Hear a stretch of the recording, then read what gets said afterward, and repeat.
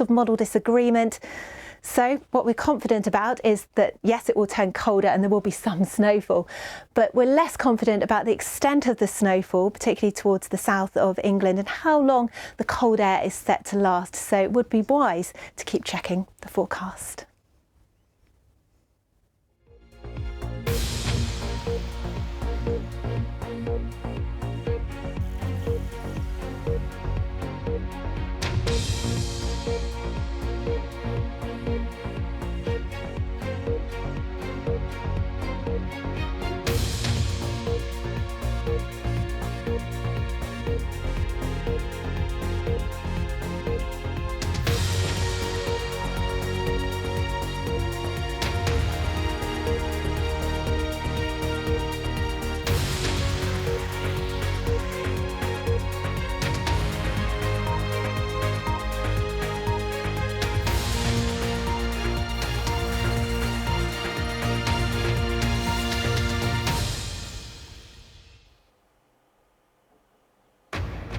Tonight at 10, Boris Johnson may have misled Parliament over lockdown parties multiple times, according to MPs investigating his conduct.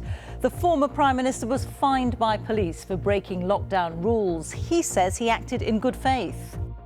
I believed implicitly that these events were within the rules, nor did anybody tell me before or afterwards anything to the contrary. I think the evidence of wrongdoing by Boris Johnson is already pretty damning. And tonight, more WhatsApp messages in the Daily Telegraph from the former Health Secretary Matt Hancock after the publication of photos of him with his then lover in contravention of COVID guidance. Also on the programme. Government help for households with their energy bills is expected to be extended for another 3 months. 21 months in prison for the reality TV contestant Stephen Bear, who put a private video of himself having sex with an ex-girlfriend online without her consent. I have loved being here with you. Thank you so much, and may we meet again somewhere. And Ken Bruce says a final farewell from Radio 2 after more than 40 years at the BBC. And coming up on the BBC News Channel, success for Britain at the European Indoor Athletics. Neil Gourley takes silver in the 1500 metres, with Daryl Neita and Melissa Courtney-Bryant among the medals.